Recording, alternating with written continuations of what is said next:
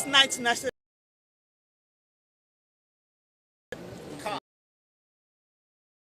It's time for you, for even if you are known for one thing, nobody is 100% bad. Even if you are known for one thing, give Nigerians a credible electoral bill. So that whenever we do talk about election in this country, whenever we have good, credible election in this country, we will remember the 9th Assembly and forget all of those things, all of those atrocities they've measured us on the people. This country belongs to all of us. And no Nigerian is more Nigerian than any Nigerian. No matter whether you are in the executive, you are in the legislative arm or the judiciary. We must fight for a greater Nigeria. So that 100 years from now, the Nigerians that will be here will remember this moment and said, all of us, we did good. The Senate President said he's not aware of the forged documents. And if truly the Senate President said that, then it is a big shame. The question is, the Senate President of the Federal Republic of Nigeria is the chairman of the National Assembly. Then who is in charge? Does that confirm the insinuation that they are rubber stamp? And for him to prove us wrong and the people of Nigerians on the street wrong, the original document of Electoral Reform Act, as was amended, must get through, must be deliberated upon, and forward to the President of the Federal Republic of Nigeria for answer.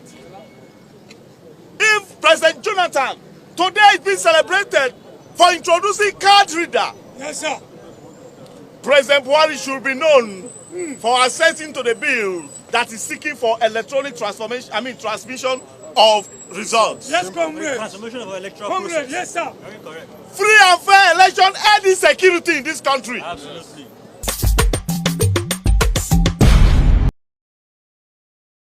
All right, now we just saw that video from the protest held earlier on, and it is an ongoing discussion and debate. We're going to take a look at what a former River State chairman of the Pentecostal Fellowship of Nigeria in person of Apostle Eugene Ogu has done concerning this matter. He has gone ahead to petition the government of the United States of America and the United Nations to intervene over the refusal of NASS to allow the direct electronic transmission of elections real time. Now, the ex-PFN leader said the position of the legislature constitutes a direct threat to Nigeria's democracy, and the fact that this is an ongoing conversation and debate even as of yesterday up until now, it just shows that Nigerians nationwide, both in diaspora, are not happy with the rulings and with the order from NASS. Now, not only is NASS saying no to electronic transmission of results, they've also said no to the punishment for vote buying, which was supposed to be 5 years and then payment of 2 million or so when you are caught red-handed vote buying. Now it is as though the National Assembly is standing against free fair elections with the rulings that they have given, and this is why we're having these petitions left, right, center. I'll take a look at some comments and then we'll see what people are saying on X, because I think even for a lot of people that have been silent for so long, we're getting to hear their voices, especially on this matter. Now, this is a message coming from Trophy. He says, finally, Nigerians are flexing real civic energy. Protesting isn't just noise here. It is holding lawmakers accountable for decisions that affect the whole country. If the Senate thinks they can ignore public demand for transparency, Occupy NASS just proved otherwise. Now we take another comment from Ansem Edet, who says, the opposition leaders should engage the Senate committee responsibly and find a common ground. All this noise is not necessary. Now, another one is coming from Gozie Vibe, who says, accountability no be optional. This protest, they remind government of their duty. Another one from Anu Boy says, transparency and accountability is all we need from this government. Is that too much to ask of? Really? The government, we're asking, is it really too much to ask of? Now we go over to another comment from Atama Collins, who says, this is the moment that we all should speak with one voice if we want a credible election in Nigeria. And I couldn't agree more with that. At this point, I do believe that Nigeria is at a crossroad when it concerns where we are headed to in the future. Now we take over another comment from Masterpiece on X. He says, this is exactly what happens when an opposition is so weak mentally to dialogue and digress an idea, choosing to always hit the street over non-fruitless and irrelevant protests. Imagine protesting over matters that can't be achieved in Nigeria in the next 10 to 15 years to come, big time fully. Now what Masterpiece is saying basically that it is a waste of time for those who went on to protest against what NASS came out to say about election transmission,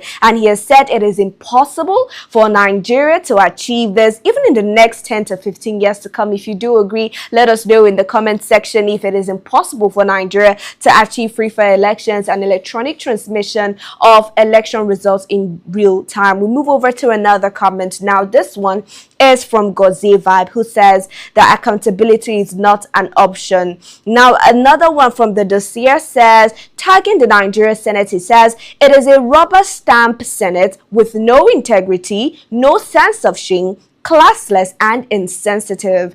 Wow. He also tagged Senator Gospel Akpabio on this, and he said on his own that Senator Gospel on his own is one hell of a man. He is classless, insensitive, irresponsible, and in fact, his mere appearance and expressions make you wonder how Nigeria should allow such a lofty clown to walk into the Senate at all. Not to talk of being the Senate president of a whole Nigeria. Apparently, a lot of Nigerians are bitter about what is going on, and especially targeted at the Senate president and president of Senate President Gospel Akpabio. We'll take another comment from Jay, who says, let Tinubu win it fair and square. We will congratulate him, but we can't accept any rigging. So I also think that this is coming from a standpoint of some Nigerians who think that it is already, the election is already going to go in favor of Tinubu come 2027. But I think we have a large majority from the comment I just read now who believe that even if that is to be the case, that they should at least be given the chance to run free, fair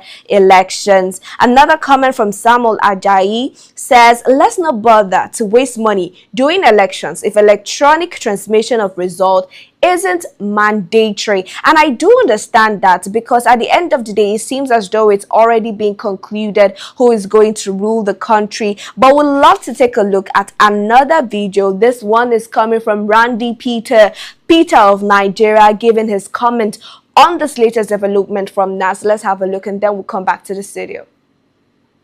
Shame on the entire members of the 10th National Assembly. Every member from the Senate President to the Deputy to the Speaker should be thoroughly ashamed of themselves. It is unfortunate that in a democracy, Nigeria is being managed today by one of the most unproductive and dangerous assemblies of parliaments in the history of parliament. If Senator Akpabio is saying people are misunderstanding and that they are sticking to 2022 Electoral Act, so what was the need for an amendment? The most important aspect of that bill was the mandatory use of electronic technology in the transmission of results, which, by the way, is an INEC own resolution. The outgone INEC chairman wrote the INEC position paper 21 on the use of electronic technology to reduce human interference, because the shrine of INEC or election rigging is in coalition centers. And today, after 2 years of considerations, the Senate ended up. Why? Because it is clear that the current government is waging a war on democracy and the electoral process. And now everything is beginning to make sense and link up, because you can now see the reason for the defections.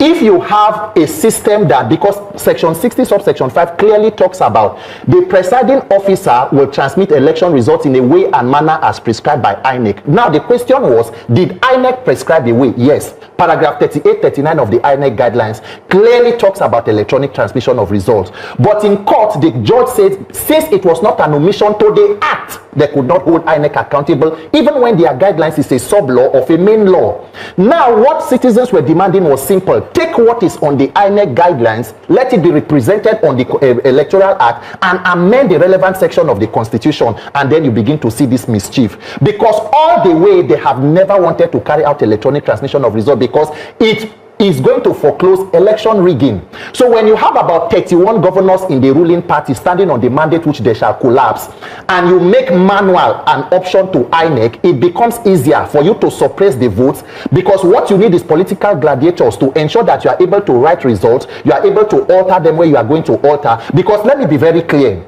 the APC knows that if there are free and fair elections in Nigeria today, before 1 o'clock on election day, President Tinubu will not only lose Bodilon polling unit in his house in Ikoyi, he will lose in Alausa, he will lose the Asorok polling units. So everything that is being done is ensured to be done that elections are not free and fair. It is now up to Nigerians to leave the talking and begin action. Opposition, CSOs, Nigerian youth, we must march to the National Assembly and make our voices heard. Let the world know that there is assault on our democratic process, and that in 2027, anything short of a free and fair election will not be accepted by Nigerians. If I have the list of all the members here, so you do not even need to go far. The chairman of that committee is Senator Lalong, the vice chairman is Senator Musa Yaradua from Katsina. We have all the Senator Seraki Dixon, Senator Adams Oshomole, unfortunately has been very busy in a private jet now, and you know, engaging in certain actions and all of that. So the Senate president cannot insult the intelligence of Nigerians. It is deliberate. There have been information that they do not want this electronic transmission of results to be mandatory, and it is all part of the same game to ensure that you drag it up till this point. Because let us talk about it. Elections are in February, likely in February next year. We are almost late on even having an amended electoral act to be signed into law. Pushed for a long time. You've been at the forefront. Yes. I mean, that's as a people, we must ask ourselves the question: the power of the people and the criminals in power, who is stronger? APC does not have 31 states as it is being claimed. They have 31 governors. But unfortunately, our system is such that it is strong men who control it and not the votes of the people or the institutions working independently. So the entirety of victims of this rudderless kind of leadership, this renewed hopelessness, renewed hunger, renewed terrorism, renewed banditry, renewed criminality in government, we have never seen anything like this. We thought Buhari was bad governance. We did not know that there was something, there was a phase 2 that could be this terrible. So for us as a people, it is not sitting around to ask ourselves, should this be done? Can it be done? It must be done, and it can be done once Nigerians decide that enough is actually enough. This kind of mischief should not be allowed to continue. now Peter, following. I mean, shame on the entire members of the 10th National Assembly. Every member from the Senate president to the deputy to the speaker should be thoroughly ashamed of themselves. It is unfortunate that in a democracy, Nigeria is being managed today by one of the most unproductive and dangerous assemblies of parliaments in the history of parliament. If Senator Akpabio is saying people are misunderstanding and that they are sticking to 2022 Electoral Act, so what was the need for an amendment? The most important aspect of that bill was the mandatory use of electronic technology in the transmission of results, which, by the way, is an INEC own resolution. The outgone INEC chairman wrote the INEC position paper 21 on the use of electronic technology to reduce human interference, because the shrine of INEC or election rigging is in coalition centers. And today, after 2 years of considerations, the Senate ended up. Why? Because it is clear that the current government is waging a war on democracy and the electoral process. And now everything is beginning to make sense and link up, because you can now see the reason for the defections. If you have a system that, because section 60 subsection 5 clearly talks about the presiding officer will transmit election results in a way and manner as prescribed by INEC. Now the question was, did INEC prescribe a way? Yes. Paragraph 38, 39 of the INEC guidelines clearly talks about electronic transmission of results. But in court, the judge said, since it was not an omission to the act, they could not hold INEC accountable, even when their guidelines is a sub-law of a main law. Now, what citizens were demanding was simple. Take what is on the INEC guidelines, let it be represented on the Electoral Act, and amend the relevant section of the Constitution, and then you begin to see this mischief. Because all the way, they have never wanted to carry out electronic transmission of results, because it is going to foreclose election rigging. So when you have about 31 governors in the ruling party standing on the mandate which they shall collapse, and you make manual an option to INEC, it becomes easier for you to suppress the votes, because what you need is political gladiators to ensure that you are able to write results, you are able to alter them where you are going to alter. We just saw that lengthy video from Randy Peters talking about the stance of the Senate House on electronic transmission, and we'll just go over what exactly it it is people are complaining and talking about even since yesterday. Now, what NASS did yesterday was to say no to mandatory real-time transmission of results. Now, according to NASS, they say they've left the options open to INEC to decide the way and manner in which they want to do electronic transmission, if it's something they want to do or not. They just left it entirely open to INEC. Now, they also said no to a 10-year ban on vote buyers. So what they were prescribing in the reform, in the electoral reform, was a 10-year ban on vote buying and a 5 million fine and 2-year jail term for vote buyers. Now, the Senate said no to all of these things, and I'll just reiterate that again so we're well acquainted with what exactly people are complaining about. First, they're saying no to mandatory real-time transmission of results. They're saying no to 10-year ban for vote buyers and 5 million vote buyers fine and 2-year jail term for vote buyers. Now, this is what they have retained. First, BVAS for voter accreditation. Second, PVCs as sole identification at polling units, which is normal. Then finally, result transmission as prescribed by INEC. Now, people were just complaining about the fact that they have said no to mandatory real-time transmission of results and even gone as far as, writing and calling for the attention of the United States and the UN on this particular matter. Now we're seeing that it has led to nationwide protests, but we'll recall that before now we saw the Senator Abaribe coming out to say that this is not exactly what they did and we're getting it all wrong. But even that video, if I can say so myself, was even further confusing as to what exactly they were trying to clarify. But I would leave it to you to decide. Let's take a look at that video from Senator Abaribe, and then we'll return again to the studio.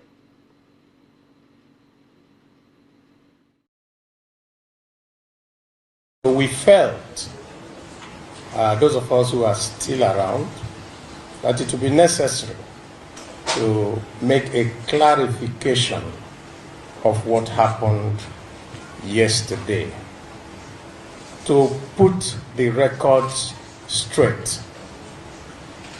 Yesterday, the Senate did not, I repeat, did not pass transfer of results, which was in the 2022 Act. What we passed, and which the Senate President himself, when he was doing a clarification sitting on his chair, is transmission of results. And I need to make this very clear. Every one of us who is a senator, who has the privilege to represent a senatorial district, came here under the trust of their senatorial zone.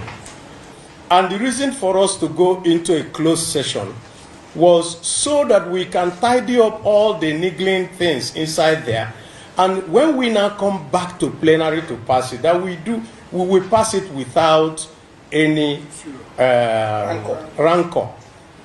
I can assure you, on my honor and the honor of all of us who are standing here, that both the Electoral Committee of the Senate, then the Ad hoc Committee of the Senate, and also in the executive session that we had, that we all agreed on section 63, which is electronic transmission of votes, or electronic transmission of results. Transmit, not transfer. What is in 2022 is transfer. And we don't want a law that is vague. We don't want a law that will be misinterpreted by anybody. We want a law that is clear, concise, and can be interpreted by all, and that is unambiguous. So it is electronically electronic transmission of results. Yes, thank you. I think we can end it here because we've done what we felt. Those of us who are still around, that it would be necessary to make a clarification of what happened yesterday, to put the records straight. Yesterday, the Senate did not, I repeat, did not pass transfer of results, which was in the 2022 Act. What we passed, and which the Senate President himself, when he was doing a clarification sitting on his chair, is transmission of results. And I need to make this very clear. Every one of us who is a senator, who has the privilege to represent. What we're hearing from Abaribe apparently is that they're not saying no to electronic transmission of results, but they apparently may not be making it mandatory. We'll take some more comments from X now. We're starting with Otho, who says, so apparently at official APC ND and supposedly at INEC Nigeria, officials are going round schools in Asaba and neighboring towns, forcing students to register their PVC, saying it is mandatory, and the other is from the government. Now, I would recall that in Enugu State the other day we heard in the news that they were forcing school teachers in Enugu to register the e-form for APC. So apparently or allegedly it might seem that this is something that is ongoing in other states as well. And I don't know what you think this means for us as a country and a democratic nation. Let me know in the comment section. We move over to another comment from Fabulous. This one says, why did the Senate reject mandatory, in quote, transmission of results? We know what the useless Supreme Court said when they denied us our victory in 2023. We are not gullible. Now, apparently everybody's just mentioning the fact that the Senate has refused to stand on that word mandatory, and people are saying they're trying to leave an open clause where it will be easier for them to manipulate the elections come 2027. Well, I don't know. Let me know in the comment section. We'll move over to another comment from this person. Says Emma Nwokole says mandatory should be the operating word, and I do agree with that. I do agree that mandatory, that word should be there. And the fact that we're not even talking about the fact that vote buying, the punishment for vote buying has been scrapped out and the rest. And I'm going to take a look at just what is going on with this petition that we're seeing from this professor who has petitioned the United States over this e-transmission rejection. Now, according to him, he has come out to say that, you know, Nigerians have enjoyed massive looting of the nation's treasury by politicians, which is responsible for the poor standard of living resulting in bad roads, poor standard of living, inadequate medical care, lack of confidence in the judicial system, and all of that. However, the National Assembly must not play games with the country's democracy. Only a free, fair, transparent and legal electoral process with compulsory electronic transmission of election results, I think emphasis on compulsory, which is domiciled in the Constitution, is what Nigerians crave, not what the Independent National Electoral Commission publicly told Nigerians about electronic transmission. And I do think this is all coming from the fact that Nigerians seem to have lost trust in INEC, and in that word independent in INEC, they seem to have lost trust in INEC being truly independent and not, you know, going or dancing according to the tune played by the executive, which is why Nigerians are coming out to ensure that that mandatory is being added to the clause. But I have a question for our comment section. Now, if you are watching us live, do leave a comment in the comment section as to this question that I want to ask. Someone in the comments on X said it is going to take Nigeria 10 to 15 years to achieve e-transmission of results real time. My question really now is to our audience, do you agree to that? Or do you see this protest that is already ongoing changing the stance of NASS for the first time in a long time, seeing that they've already passed it through the third hearing and they've already passed it now? Do you think that this would change their stance?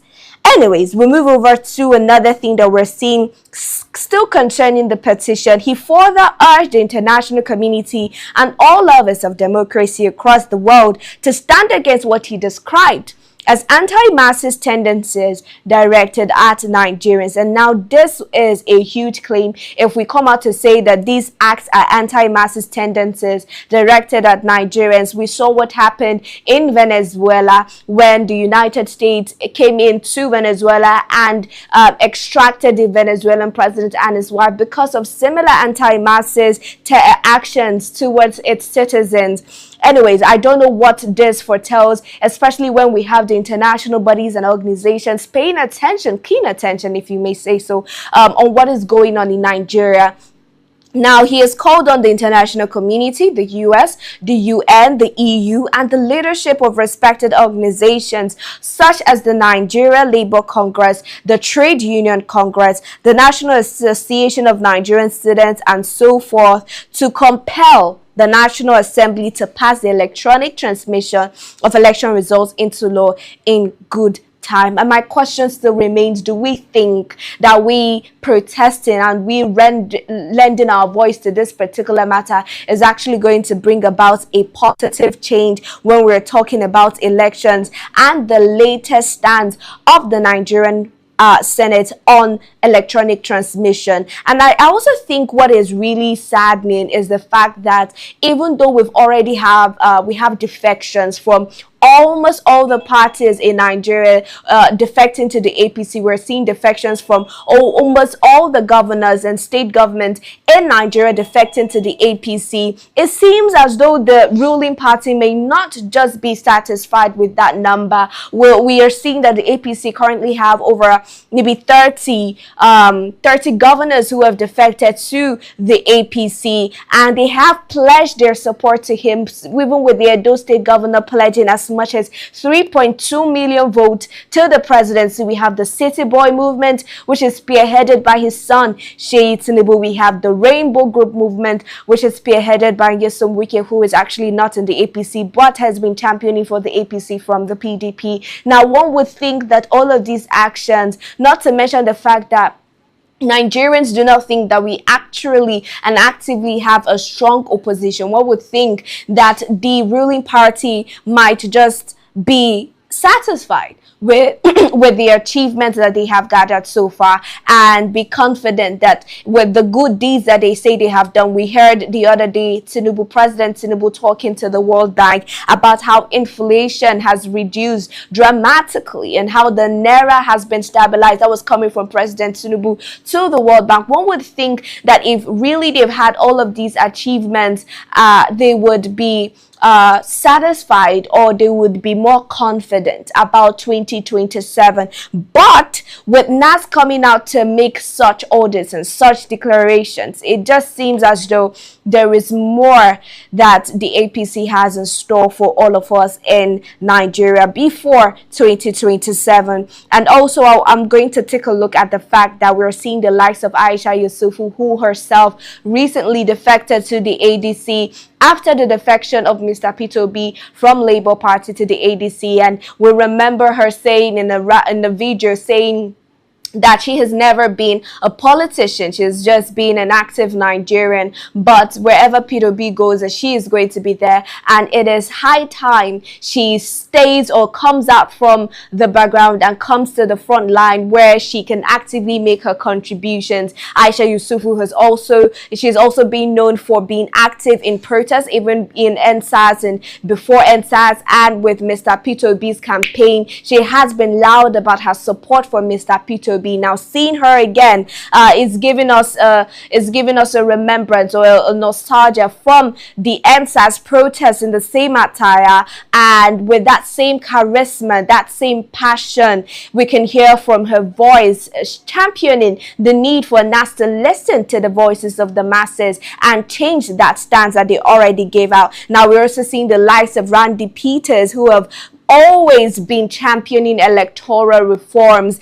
He has been talking about the glitches that INEC said we had in 2023 elections and the need to fix those glitches. There's also a popular question he would ask Mahmoud Yakubu: what happened? What went down during 2023? What happened to the glitches that we saw in 2023? And it's no surprise to see him again in 2026 at the forefront, championing for electoral reforms in Nigeria. And I think it's all applaudable, even for the Nigerians that I can't mention, who are doing their due diligence behind the scenes or just in their own little way, trying to lend their voices to this particular matter, as it is something that would shape and affect the atmosphere in 2027, the political atmosphere in 2027, and whether Nigerians would be out there as they were in 2023 to vote. We're still yet to hear from the likes of Mr. Peter B concerning this matter, knowing that he has been very vocal with issues in Nigeria coming from the presidency or this present administration. So we're waiting to hear from the likes of Mr. Peter B, even from Atiku Abubakar and the likes, as to what exactly they think is the way forward from here.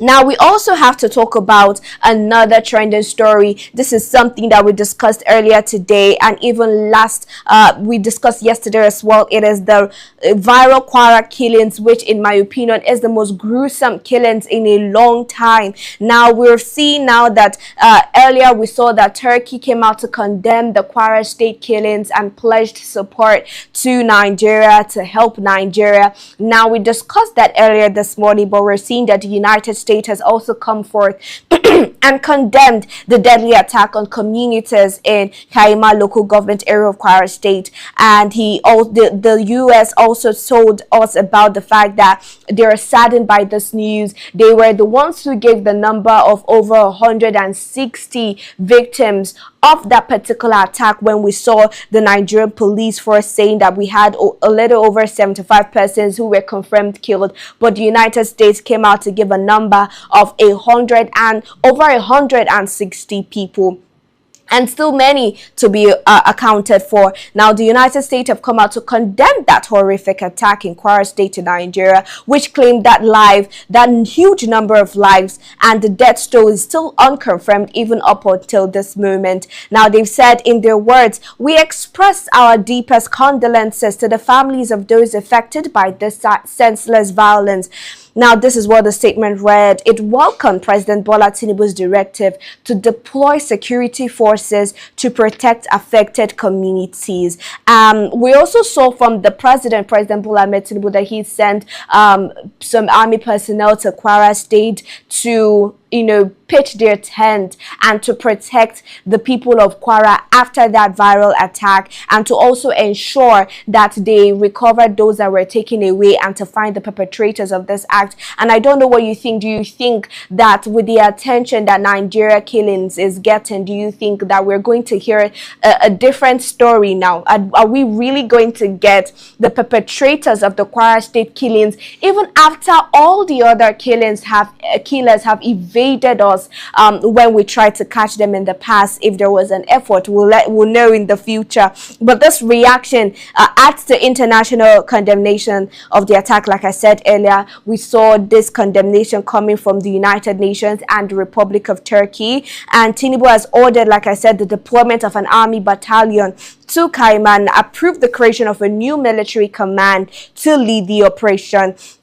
Now, the Inspector General of Police in person of Kayode Egbetokun has come out to order the immediate deployment of tactical and intelligence teams to Kaima and surrounding communities to restore calm and prevent further attacks. I don't know. Well, a lot of people have different opinion about the Inspector General of Police. Let me know what you think in the comment section. We are lacking in intelligence gathering. We are heavily lacking when it concerns gathering intelligence. Do you think that we are going to get something positive from this order coming from the IG of Police? Do feel free to let us know in the comment section. We're also seeing that the Kwara State Governor Abdurrahman Abdurazak said the deployment of troops under Operation Savannah Shield would help deter further violence, adding that security forces were already on the ground. And this brings me to my next question, really. Why is it that with several attacks in the same region, in the same community, we're having back-to-back attack in the same communities, we've never really felt or seen the presence of the military in those areas to ensure that there is no repetition? And most times when you look at these killings and the way and manner in which it has happened, there is always a repetition, right? And now I'm saying, now that they have brought out the Operation Savannah Shield, what would happen in other regions, in other places and communities where things like this are still ongoing without military presence in those areas? And this is just all what have been going on, the summary of what has been going on in our country. And you would agree with me that it is indeed a tough one for Nigeria, both those in diaspora and those over here in Nigeria. This period, like I will keep saying, is going to determine Nigeria in the next 10 years, in the next 15 years. The decisions that we make, the things that we do, the things that we allow is what is going to determine what is going to be our fate in the next 10 to 15 years. Now, this is something that has been trending, right? We're seeing that there is a possibility that, you know, from the stories we're hearing, Sheikh Gumi traveled on November 2025 to Turkey to visit the Turkish president. And he also came out after that visitation to talk about the fact that we need to cancel our alliance and cooperation with the United States and better align with countries like Pakistan and Turkey.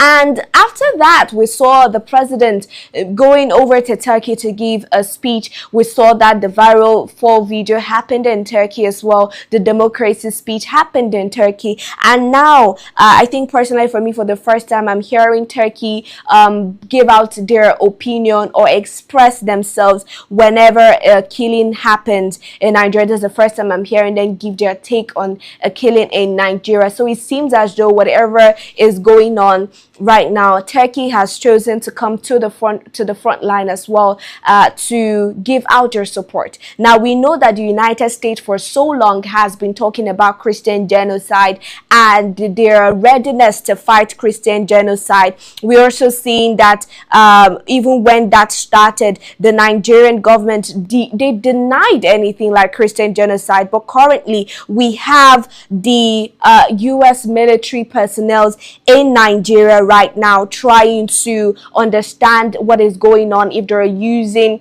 the things they're getting, the help, the aid they're getting from the United States. But what is really interesting here is the fact that the United States and Turkey have sort of a tense relationship. And I don't know, I only can wonder what would be the situation going forward if those countries can put aside their differences to try and help Nigeria combat insecurity.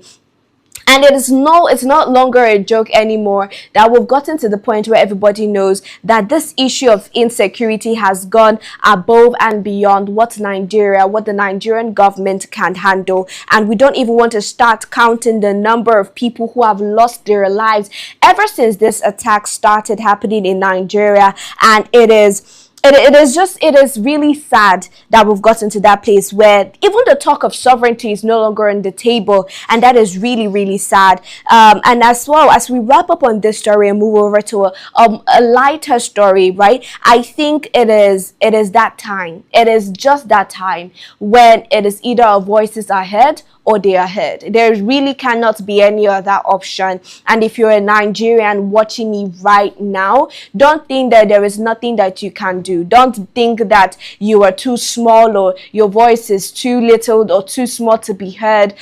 I think this time, if the people can come together, if the people can agree, it is no longer going to be the PDP versus the APC, or the ADC versus the APC, or the Labour Party versus the APC. It is going to be the people versus bad governance, and that really is what it should be. In order for us to get good governance, we need free, fair elections. Now we're moving over to another story. This is one that really trended yesterday. It's a video. I'd like us to take a look at that video before we come back, and I'll give my analysis. Let's have a look.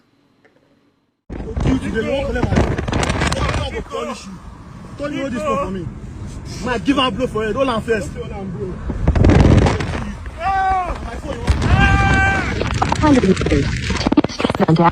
Expressway. Account road.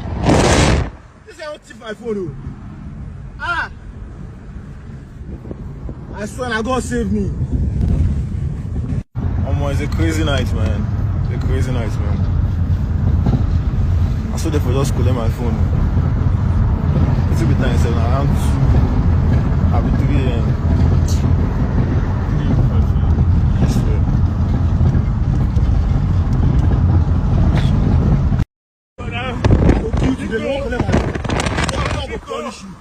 Don't you hold this phone for me? Man, give a blow for it. Hold on first.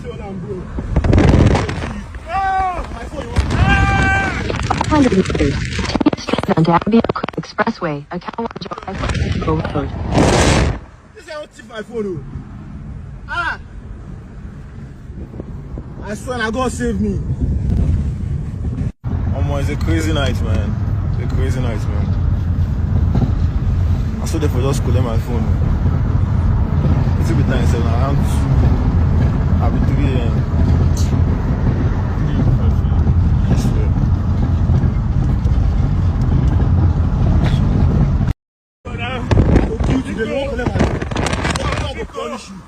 Don't you hold this phone for me? Man, give a blow for it. Hold on first.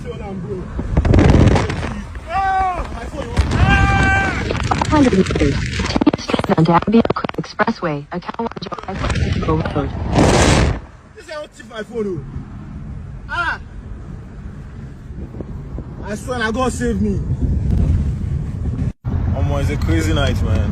It's a crazy night, man. I saw they for just calling my phone.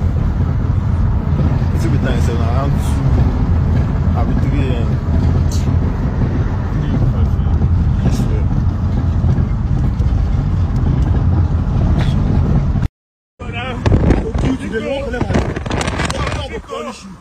Don't you hold this phone for me? That is still as a result of bad governance. If you take a good look at it, the fact that we're having high rate of banditry and stealing in Nigeria, right? This is a clear, perfect example of what happens when we have bad governance. Now, this is a common thing we see where in traffic, people try to take advantage of passengers and motorists on the road by taking their properties and trying to run away with it. This is an unfortunate situation and event for the robber and for the thief who tried to do this, and he failed woefully. Now, this also brings me to another situation that we're seeing still on Occupy NASS. We're seeing videos of large number of protesters currently who have marched on major roads in Abuja. Now, this protest is took place in Abuja, where we're seeing large numbers of people protesting against this particular standing again from the National Assembly. Now, we also see now that there have been calls for Akpabio, the Senate President, to be impeached immediately, because according to what we're hearing and according to reports, he was actually the one, of course, as Senate President, who said no to all of these things and went on to approve this.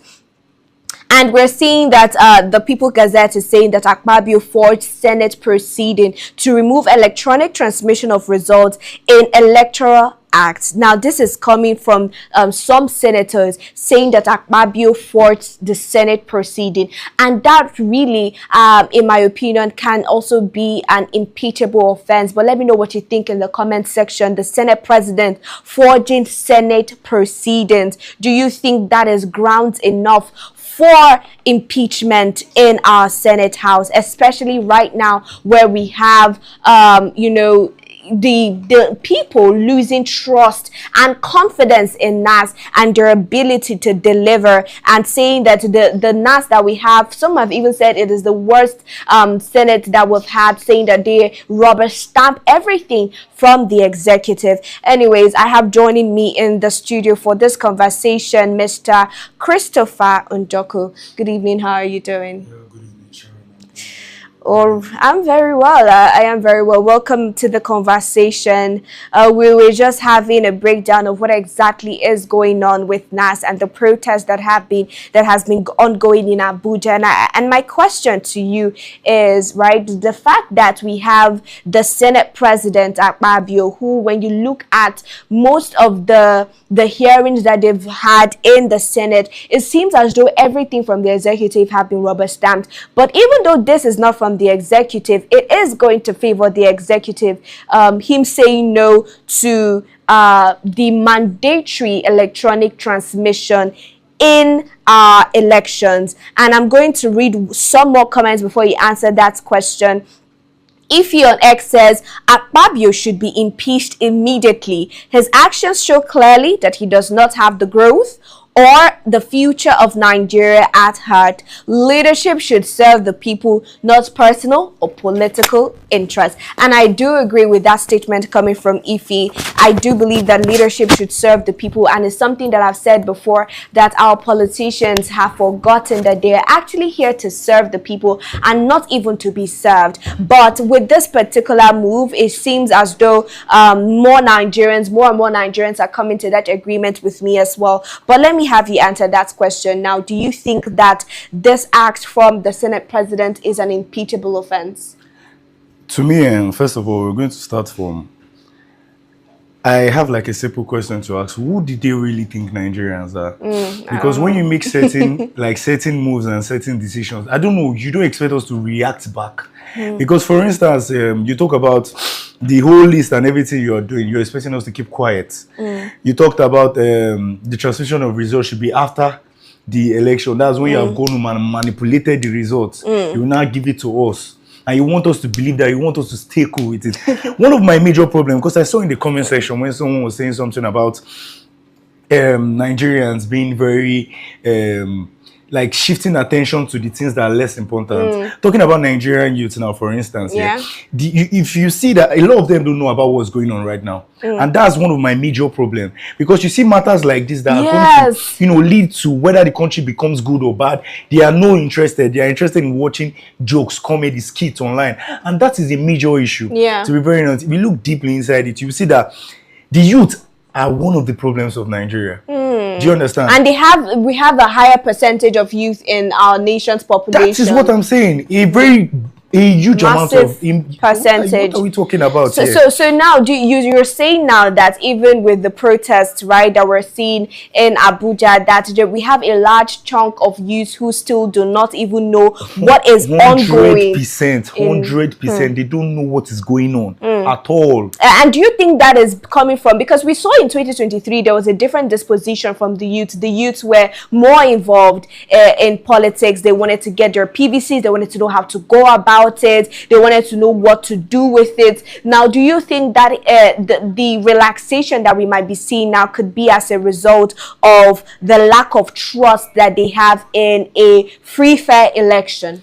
See, this stuff now we're talking about, I know that the last election that held, they manipulated a lot of things, but there was this new development was not founded.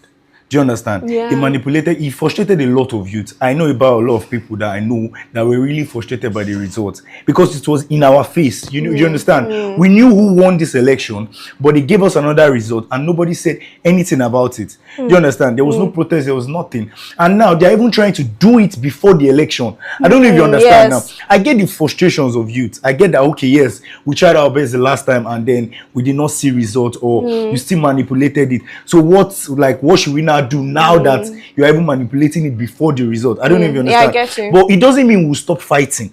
I don't know. I feel like we are the ones that can win this ourselves. Because if you keep quiet and leave these people to do whatever they want to do, they will keep on going on and on and on. I don't know if you understand. So I feel like if you want to give up now, then we can as well just leave the country. Let's leave it to them. Do you understand what I'm trying to say? I get that. And then people are saying that no electronic transmission of results, no elections. What is your take on that? Do you think that I'm also going to ask those in the comment section, do you think that should be something that we generally approve of, where we come out and say if there is no electronic transmission, immediate mandatory electronic transmission of results, then there shouldn't be any election at all? Because what most Nigerians and most youths are saying right now is that this is an opening, this is a platform for these people to rig the elections, and that is something that nobody really is prepared for. Now, another thing that has bothered me ever since I heard about this directive from NASS is the fact that they have not even put into consideration, right, the fact that we have a new INEC chairman. So we saw the other time where the new INEC chairman, who is Joash Amupeton, came out to promise Nigerians free, fair elections, that the elections would be so free that the losers would congratulate the winners. Is this how we're going to get to that point, Mr. Christopher? I believe everybody knows what they are doing. You say the election will be so fair that the losers will even congratulate the winners. But see what you are doing already. Anyways, he's not doing it. So you're trying to tell me he doesn't have a say? He does. No, let's be realistic now. You're trying to tell me he doesn't have a say. He's keeping quiet. Or has he said anything about that? Not yet. Okay, he doesn't know. He has not heard it. It's not 24 hours yet. Like I said, we all know what we are doing. You understand? You come outside and tell us the losers will congratulate the winners, but you're not doing anything. You're just there, low-key, observing. So you want... See, like I said again, we all know what we are doing. Do you understand, Sharon? Yeah. All right. Now, if that is the case, right, with the new INEC chairman, a lot of us have had great expectations for him. But another thing that even the electoral reforms did not touch is the fact that the INEC chairman is being appointed by the president, that is the executive.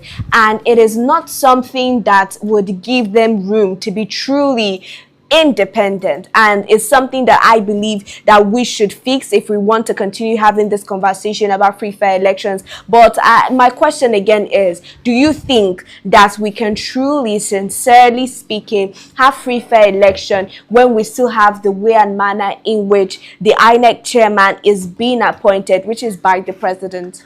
You just asked the question and I believe you answered it, because how will I elect somebody that will make me lose? If you are not within my power or capacity, I cannot to control. Do you understand? I cannot elect you. Wow. So for me electing you, it means that I have a say.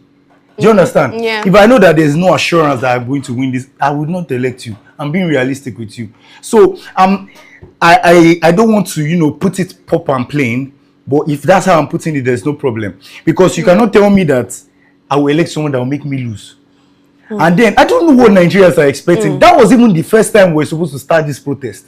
The protest was supposed to have begun long ago. Immediately we figured that out. I don't know if you understand. Yeah. It should have been discovered a long time ago. But we kept quiet. Everybody kept quiet and, everybody was waiting for the next move. What next move? What next move exactly are we waiting for? You elect somebody that will make you lose. No, now, come on, Sharon. All right. Come on. I get that, right? But that is not what democracy should be like in the first place. But the fact remains that with this news, a lot of people have been calling on the likes of Mr. Peter Obi and even other aspirants to petition the Senate and also to call for a massive protest, which I also see that the protests have already started even without them coming out to call for it. But we're seeing that the protests have started. We're seeing this in Abuja and in other places in Abuja right now, and we're seeing press conferences, we're seeing interviews granted to Nigerians like Randy Peters and Aisha Yusufu about their takes on this, and it is not funny. I'd like us to take a look, at some more comments to understand what exactly is the pulse of Nigerians to this matter. Someone says, Ekong the superstar says, if POS machine can work everywhere in Nigeria, Beavers too can. Shame on the 10th Senate. Wow. Wow. And that is true. POS, we have a POS everywhere, but Beavers can't work it. Come on now. Someone called A Little Kindness and X says, people are asking dumb questions. The only thing that doesn't work in Nigeria are what politicians doesn't want to work. They do it on purpose to keep the country backwards, and because that's the only way thugs can win election in Nigeria. Okay, now, but do you think that this is what is going on, that politicians, what is working and what is not working in Nigeria is being determined by politicians? They are the ones that have a lot of power in the country. So I strongly believe that they play a major role. I don't know if you understand. They play a major role in everything they are doing. So if you say that, see, I think politicians basically, they make tough decisions. Who are in the Senate? Who are the people in the Senate? I believe they are politicians, right? So they make certain decisions. So you can see now from that few observation that the people in the Senate are the politicians. So therefore, the politicians also influence the country's growth. Do you understand? If they come together and decide that, okay, we want to start making so and so influence on the country, it would happen. Because why? The Senate has made the decision. And who consists of the Senate? They are all politicians. Do you understand? A majority of them are politicians. And then I remember when during the festive season in December, when we had the hike in air tickets, right? And people were complaining, and we saw that the Senate really took it personal to come out and raise up hearing about the increased rate of air flight tickets and how they took it and they treated it personally. And many Nigerians said it is because that they frequent these things, and that is why they're trying to settle and solve it and calling for an inquiry into it. And I do agree to a large extent where your argument is coming from. But let me also ask you a question concerning the killings in Kwara State, where we are seeing that we're seeing some bad numbers, really over 160 people killed in Kwara State, and we saw that Turkey came out to condemn it. Now we're seeing that the US have come out to condemn the killings as well. But let me get your take on that stuff first. If we are talking about the killing going on in Kwara State, we'll first begin. There's an adage that says, if you cannot take care of your child, the community will take care of the child for you. I don't know if you understand. If you cannot handle a child, invite other people or take the child to somewhere that they will train that child to become, someone better. So in this case, I'm going to link it back to the case of what's going on in Kwara State now. We have a precedent here, and from what it looks like, we are not seeing improvement.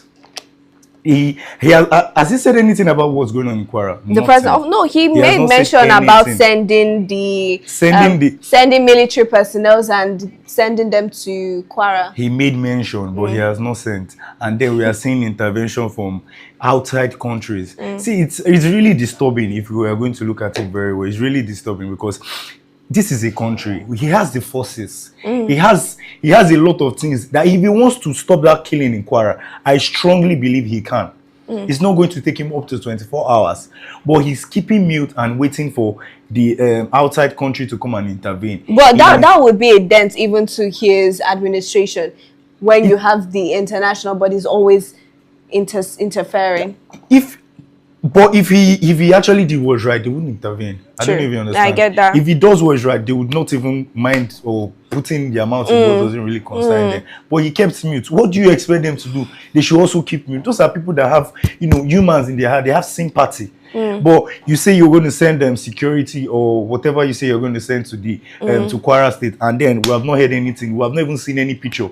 But if a civilian brings up his phone now and says something, you will see that we can locate that civilian. We can get them in less than 2 hours. We've gotten that civilian that said that thing. But people are killing and they are going scot-free. I don't know if you understand what I'm trying to say.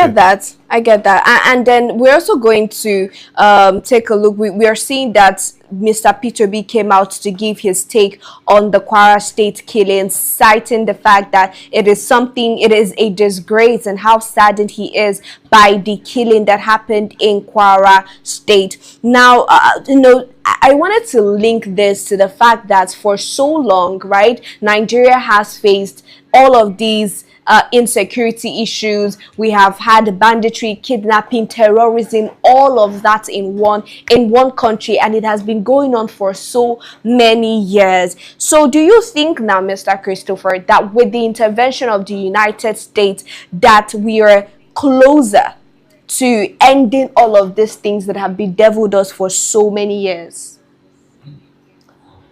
I believe they have the technology. They have what it takes to actually bring us out of this, trouble or mess we are in right now. Do you understand? I would say I'll call them the perfect fit for these terrorists. Do you understand? They know what it is. They know where and how to, go about all these stuff. Do you understand? Yeah. Because this is something that I believe it takes knowledge. Because these people are not just normal terrorists. Do you understand? They are already staying longer than they should have.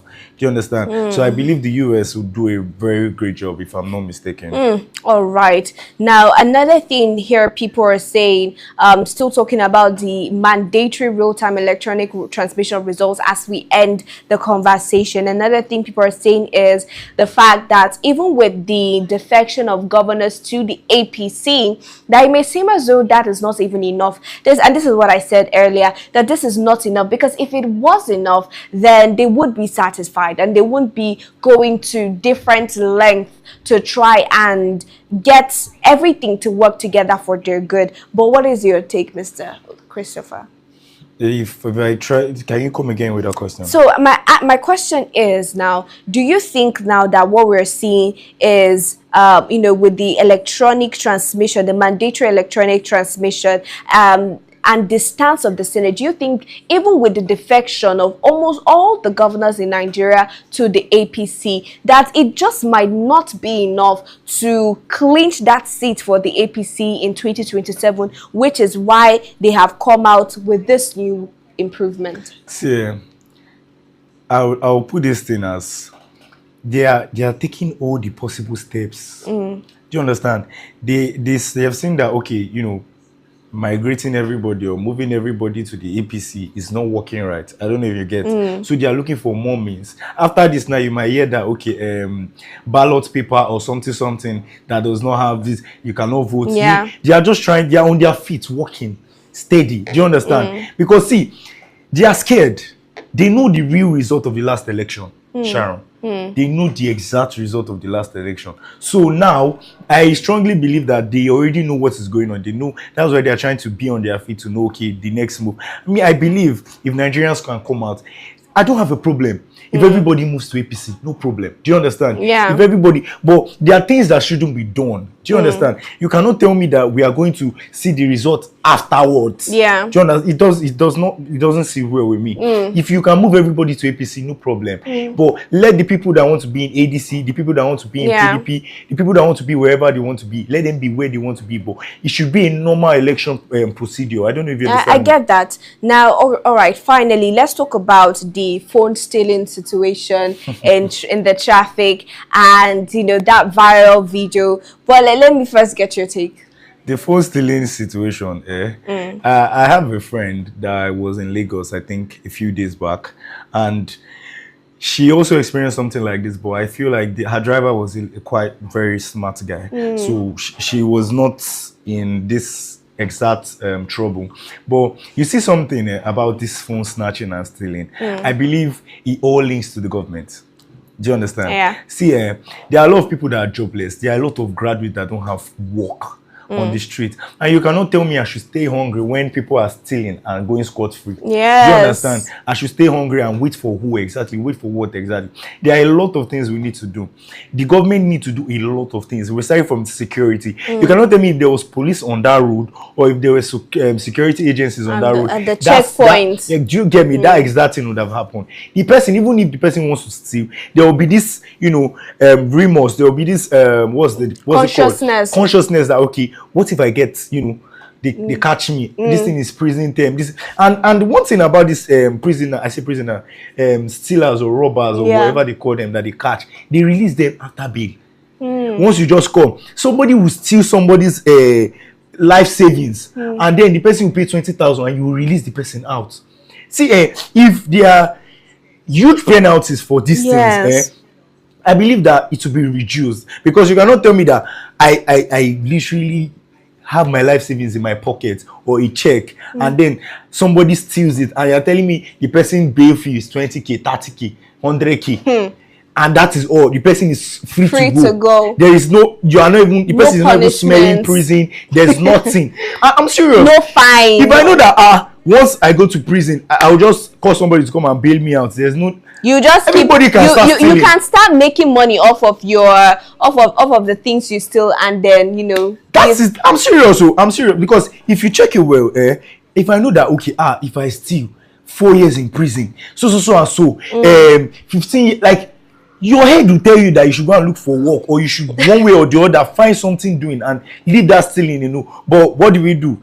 Once you steal like this, they will tell you, your this thing is 50,000. Police, that's even if the police answer you or catch you. Do you understand? Yes, or if they have the fuel to come to where you are. That is, I'm being realistic. Do you understand? Yes, I do get that. And it is also what I said about everything still leading to governance, and why I think and I strongly believe that we're at a critical moment as a people and as a country, as a civil society, where we have to make the tough decisions, and whether we make the right decision or not, it is going to affect us in 2027, not just in 2027, but in the years to go. But for right now, we have to call it a wrap on the conversation. Thank you, Mr. Kachi, for joining me on the conversation. And of course, to our amazing viewers, thank you for always doing this with us. This is still Active Citizens Parliament. We do this Mondays through Fridays, and we talk Nigerian politics and how to be actively involved in good governance.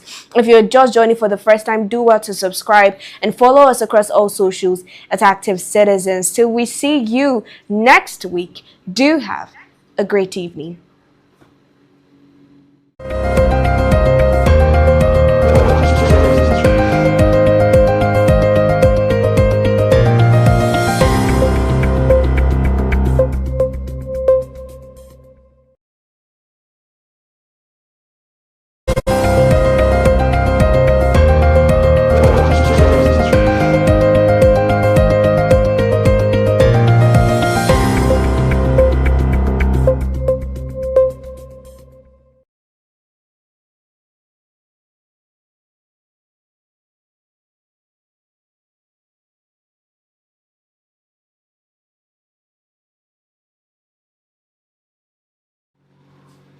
It doesn't seem well with me. If you can move everybody to APC, no problem. But let the people that want to be in ADC should be thoroughly ashamed of themselves. It is unfortunate that in a democracy, Nigeria is being managed today by one of the most unproductive and dangerous assemblies of parliaments in the history of parliament. If Senator Akpabio is saying people are misunderstanding and that they are sticking to 2022 Electoral Act, so what was the need for an amendment? The most important aspect of that bill was the mandatory use of electronic technology in the transmission of results, which, by the way, is an INEC own resolution. The outgone INEC chairman wrote the INEC position paper 21 on the use of electronic technology to reduce human interference, because the shrine of INEC or election rigging is in coalition centers. And today, after 2 years of considerations, the Senate ended up. Why? Because it is clear that the current government is waging a war on democracy and the electoral process. And now everything is beginning to make sense and link up, because you can now see the reason for the defections. If you have a system that, because section 60 subsection 5 clearly talks about the presiding officer will transmit election results in a way and manner as prescribed by INEC. Now the question was, did INEC prescribe the way? Yes. Paragraph 38, 39 of the INEC guidelines clearly talks about electronic transmission of results. But in court, the judge said, since it was not an omission to the act, they could not hold INEC accountable, even when their guidelines is a sub-law of a main law. Now, what citizens were demanding was simple. Take what is on the INEC guidelines, let it be represented on the Electoral Act, and amend the relevant section of the Constitution, and then you begin to see this mischief. Because all the way, they have never wanted to carry out electronic transmission of results, because it is going to foreclose election rigging. So when you have about 31 governors in the ruling party standing on the mandate which they shall collapse, and you make manual an option to INEC, it becomes easier for you to suppress the votes, because what you need is political gladiators to ensure that you are able to write results, you are able to alter them where you are going to alter. Because let me be very clear, the APC knows that if there are free and fair elections in Nigeria today, before 1 o'clock on election day, President Tinubu will not only lose Bodilon polling unit in his house in Ikoyi, he will lose in Alausa, he will lose the Asorok polling units. So everything that is being done is ensured to be done that elections are not free and fair. It is now up to Nigerians to leave the talking and begin action. Opposition, CSOs, Nigerian youth, we must march to the National Assembly and make our voices heard. Let the world know that there is assault on our democratic process, and that in 2027, anything short of a free and fair election will not be accepted by Nigerians. If I have the list of all the members here, so you do not even need to go far. The chairman of that committee is Senator Lalong, the vice chairman is Senator Musa Yaradua from Katsina. We have all the Senator Seraki Dixon, Senator Adams Oshomole, unfortunately has been very busy in a private jet now, and you know, engaging in certain actions and all of that. So the Senate president cannot insult the intelligence of Nigerians. It is deliberate. There have been information that they do not want this electronic transmission of results to be mandatory, and it is all part of the same game to ensure that you drag it up till this point. Because let us talk about it. Elections are in February, likely in February next year. We are almost late on even having an amended electoral act to be signed into law. Pushed for a long time. You've been at the forefront. Yes. I mean, that's as a people, we must ask ourselves the question: the power of the people and the criminals in power, who is stronger? APC does not have 31 states as it is being claimed. They have 31 governors. But unfortunately, our system is such that it is strong men who control it and not the votes of the people or the institutions working independently. So the entirety of victims of this rudderless kind of leadership, this renewed hopelessness, renewed hunger, renewed terrorism, renewed banditry, renewed criminality in government, we have never seen anything like this. We thought Buhari was bad governance. We did not know that there was something, there was a phase 2 that could be this terrible. So for us as a people, it is not sitting around to ask ourselves, should this be done? Can it be done? It must be done, and it can be done once Nigerians decide that enough is actually enough. This kind of mischief should not be allowed to continue. Now, Peter, following... I mean, shame on the entire members of the 10th National Assembly. Every member from the Senate president to the deputy to the speaker should be thoroughly ashamed of themselves.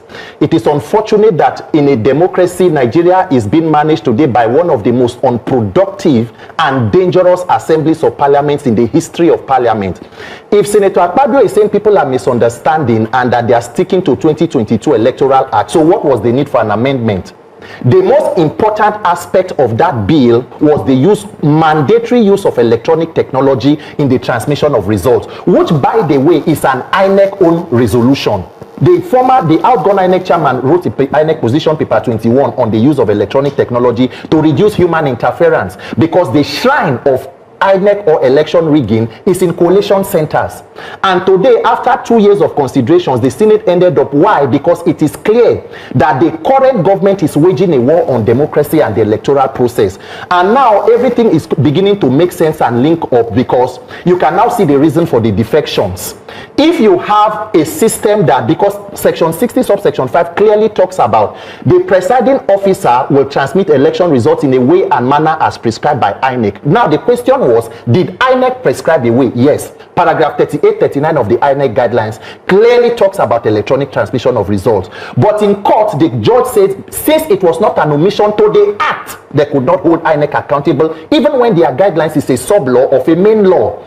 Now, what citizens were demanding was simple. Take what is on the INEC guidelines, let it be represented on the Electoral Act, and amend the relevant section of the Constitution, and then you begin to see this mischief. Because all the way, they have never wanted to carry out electronic transmission of results because it is going to foreclose election rigging. So when you have about 31 governors in the ruling party standing on the mandate which they shall collapse, and you make manual an option to INEC, it becomes easier for you to suppress the votes, because what you need is political gladiators to ensure that you are able to write results, you are able to alter them where you are going to alter. Because let me be very clear, the APC knows that if there are free and fair elections in Nigeria today, before 1 o'clock on election day, President Tinubu will not only lose Bodilon polling unit in his house in Ikoyi, he will lose in Alausa, he will lose the Aso polling units. So everything that is being done is ensured to be done that elections are not free and fair. It is now up to Nigerians to leave the talking and begin action.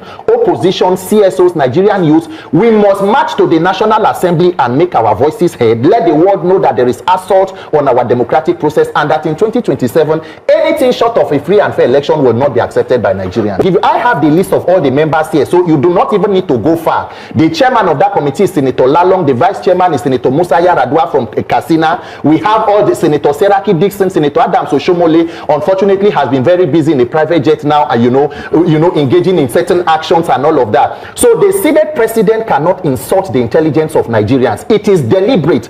There have been information that they do not want this electronic transmission of results to be mandatory, and it is all part of the same game to ensure that you drag it up till this point. Because let us talk about it. Elections are in February, likely in February next year. We are almost late on even having an amended electoral act to be signed into law. Pushed for a long time. You've been at the forefront. Yes. I mean, that's as a people, we must ask ourselves the question: the power of the people and the criminals in power, who is stronger?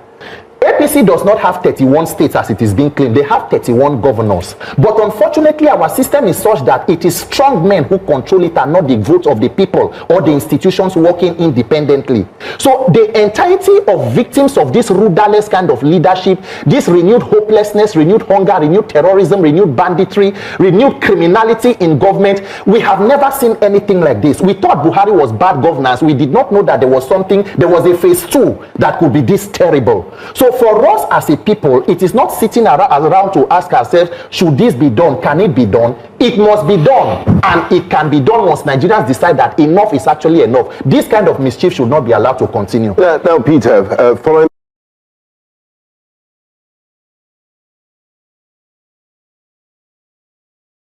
We felt, those of us who are still around, that it would be necessary to make a clarification of what happened yesterday, to put the records straight.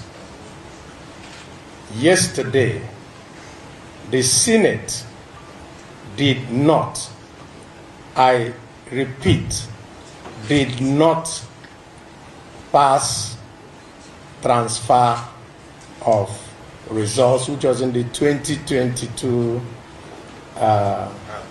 Act. What we passed, and which the Senate President himself, when he was doing a clarification sitting on his chair, is transmission of results. And I need to make this very clear. Every one of us who is a senator, who has the privilege to represent a senatorial district, came here under the trust of their senatorial zone. And the reason for us to go into a closed session was so that we can tidy up all the niggling things inside there. And when we now come back to plenary to pass it, that we will pass it without any rancor. I can assure you, on my honor and the honor of all of us who are standing here, that both the electoral committee of the Senate, then the ad hoc committee of the Senate, and also in the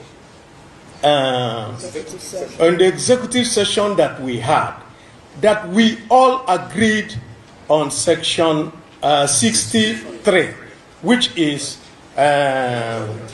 electronic transmission of votes, or electronic transmission of results. Transmit, not transfer. What is in 2022 is transfer, and we don't want a law that is vague. We don't want a law that will be misinterpreted by anybody. We want a law that is clear, concise, and can be interpreted by all, and that is unambiguous. So it is electronic transmission of results. Yes. Thank you. I think we can.